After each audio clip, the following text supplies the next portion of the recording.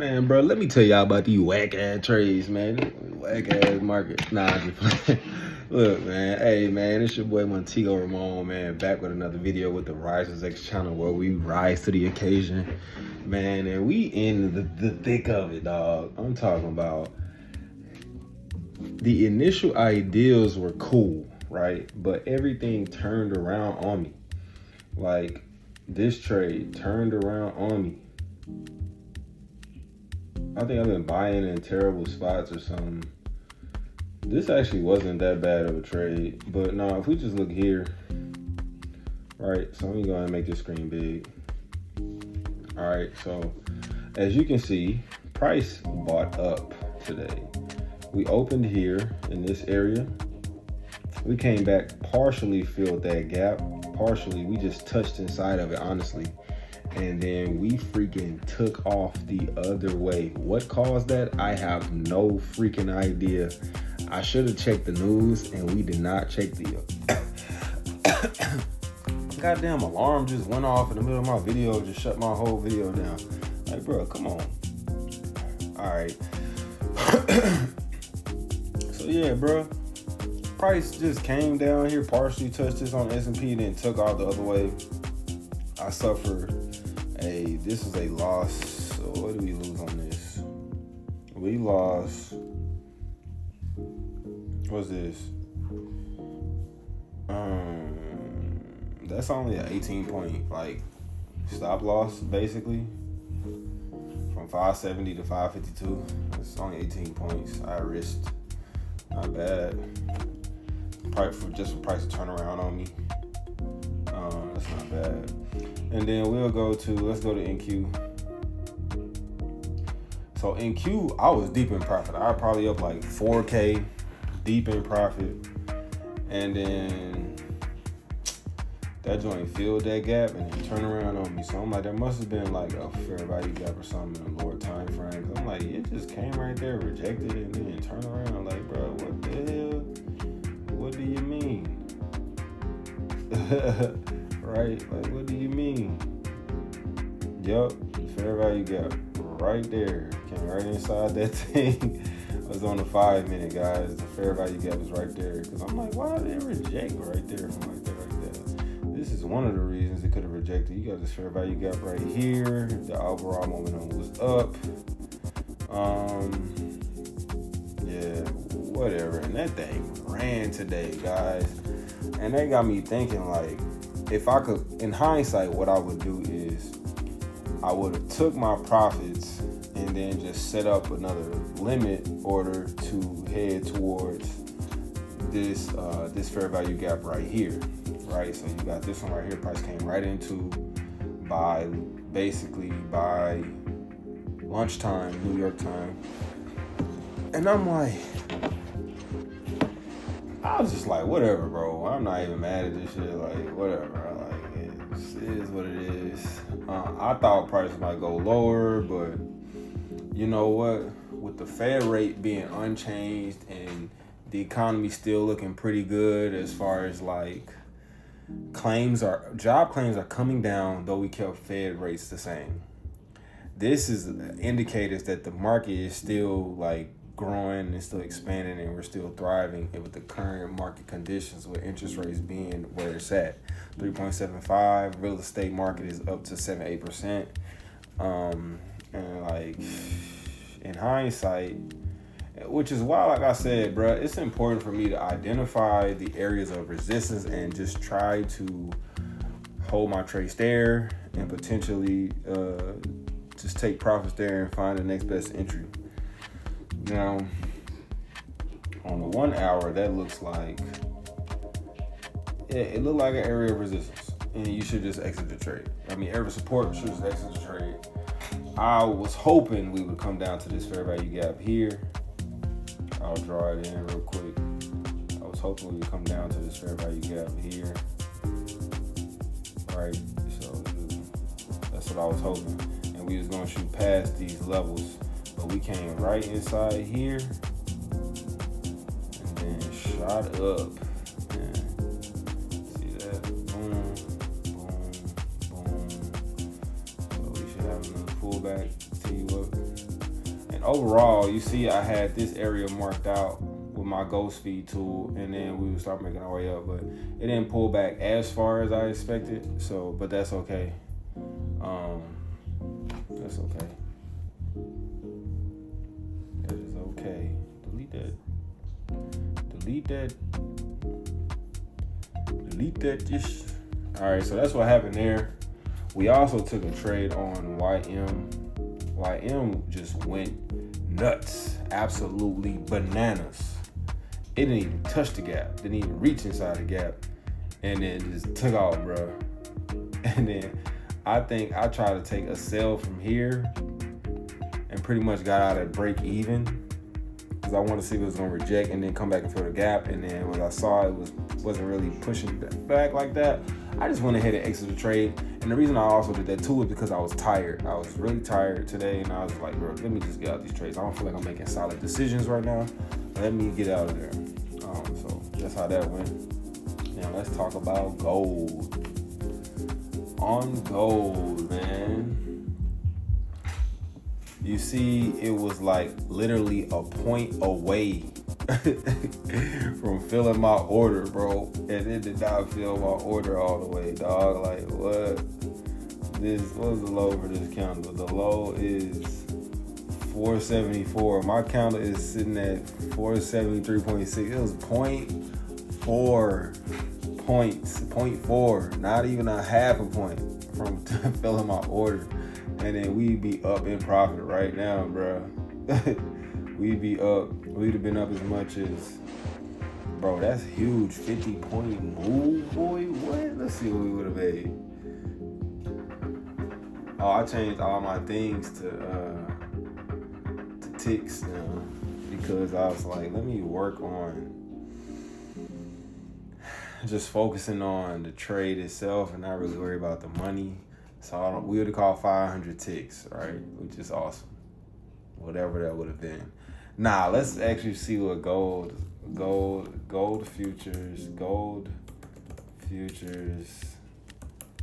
dollar per point.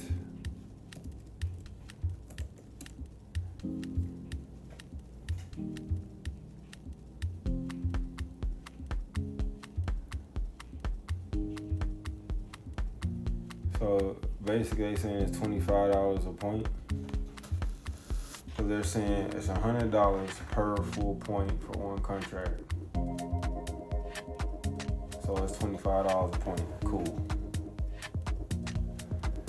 Ah, man. Haters, bro. What is this other stuff talking about? $100 per contract. All right, cool. So you basically would take 500 ticks divided by 4, then multiply that times 100. So 100. Am I tripping? Basically like 125 times $100. So it probably make like roughly 10K or something like that. 11K. Watch this math. Let's do this real quick. Clear 510 divided by 4. This the point amount, right? It really should have been only 50 points, but it's 4 ticks per point. Cool, whatever. Well, why? What? Because they're counting it. They're saying basically, oh, so 510 divided by 10 times 100. So we made roughly $5,100. Let me see, man, let me change the settings and see if this is true. Where are my settings at? More settings, trading. All right, let's change this. Money. Oh, okay, I had it right. $5,100, cool. All right, cool. So we made 5,000. Oh, I actually had us making 1,000. I was going to ride this all the way up here. So we'd have made 10,000. We're supposed to make $10,000 on this. Whatever. Who cares? Get out of here. Yeah, so that was the goal on that one. Did not get filled and took off without us. That's how that went. cool. All right, what else do we need to look at? All right, now we went through NQ, we went through gold, we went through ES, we went through NQ. Now we need to find our next spaces for entering the trade. I think we still have alerts for most of this. I really want to watch for like this area.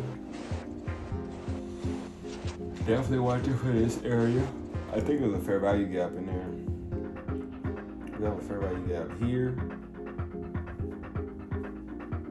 Field. We have another fair value gap here.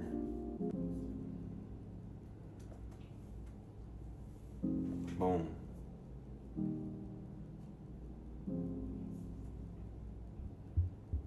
Yep, that's full gas right, full right there. We did not feel this one, so I just want to watch those. I want to see an alert for here, and then I want to see if we go to get to this level. An alert. All right, cool. So gold, we have an alert set for this level, for this fair value gap here, pullback potentially. We already still have our fair value gap here. We have a level of resistance right here, basically, for rejection. I'm gonna watch for this, and we have an alert there, and then we also got our major level up here. All right, cool. So that's what gold is looking like. All right, let's see gold NQ. It went right to my fair value gap. I want to see a potential rejection back to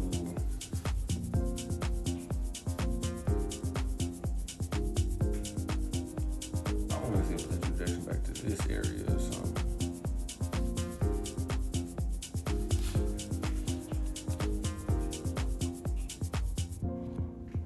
Yeah, so I want to see a pullback maybe to about this level on the 1 hour.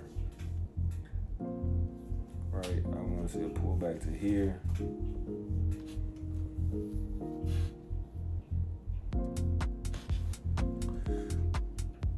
For entry to continue higher, or even if maybe it should structure to go lower. So I want to see this area. So I'll set an alert. It looked like this alert was already hit. I'll cut that one. Cut that one. So I want to see a pullback to this area. Add an alert. And I want to see if price might go higher. Add an alert. Okay, cool. So I got my two areas I'm pretty much looking for here for a potential entry. My favorite area is probably this level, and then my next best area would be an area to sell from here potentially.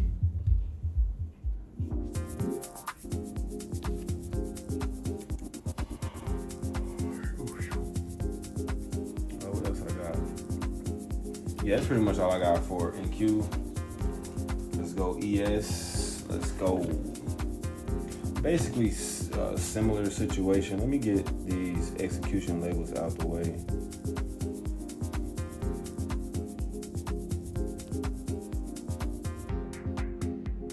Okay.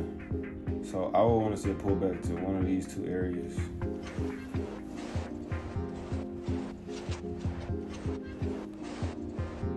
All right. So I want to see.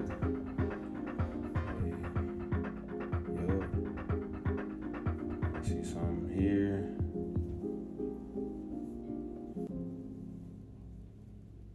I want to see some here. And then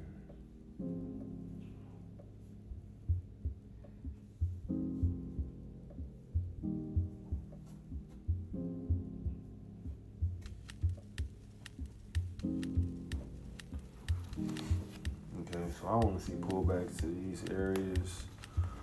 Before I look to enter into a trade, so I want to set an alert here. Okay, I'm going to set an alert here, and I want to set an alert here. All right, we're running out of alerts. go to YM. I want to see the break below here. And then I want to see, I'm not even worried about this level right now. But we got to break all these other levels first. And I want to see a pullback to here. Even something in here would be good. Yeah, so I'll watch those two areas as of right now. I'm not concerned with any other alerts. I want to see price start to make its way down into those areas, creating like a shift of structure. Y'all know, so I want to see, I would love to see that. I would love to see price come down, boom, probably dip under that level. You know what I mean? Start feeling this before it turn around. You know what I'm saying? Something like that. Maybe. Still watching this area down here, but I don't know if we're gonna come back to that the way this thing took off running the other way. We can though. There's nothing really stopping us. So that's pretty much all I got for right now. We're paper trading mostly this week. Next week we're definitely back in the markets with probably like a live account and a proper account. And if not, we may even just kind of keep it chill, man, and just chill out for the next few weeks until like the 20th before we get our next account. The 20th is the, look at my mom, bro. 20th is gonna be a couple weeks basically. We'll be hopping in the last week of August. So I'm just gonna stay consistent with tracking the market, seeing what's going on, what's not going on. Like last week, we absolutely gapped up and then sold off. Right? And really didn't sold off. We actually did dip into those gaps last week too and went up. That's over there on YM. And Q sold off. YM bounced out of that thing.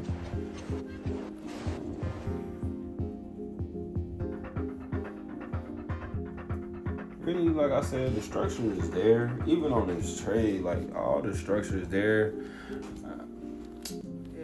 It wasn't a bad trade idea, you know what I mean? Like we could have just took our profits or whatever. So long as you manage your risk well, it's not necessarily a bad trade idea. I'm not judging myself for that. It is what it is. And we're just gonna set up for the next one, man. Look for the next best entry, which I feel like the next best level is probably gonna be here on Q before we get a rejection or even a breakthrough. So maybe if we get a pullback, hopefully we get a pullback, and then I can ride it up there or higher. Cause this thing want to get back to 30,000, bro. You could just tell this thing antsy. Cool. Hey man, it's your boy Montego Ramon here with the Rise X channel where we rise to the occasion, man. Hey man, y'all hit that notification bell, like, subscribe, leave a comment. You know what I'm saying? Tell me what you think, what opportunities you might be seeing. What's going on with your journey? And just anything you might want to see more from me. Peace.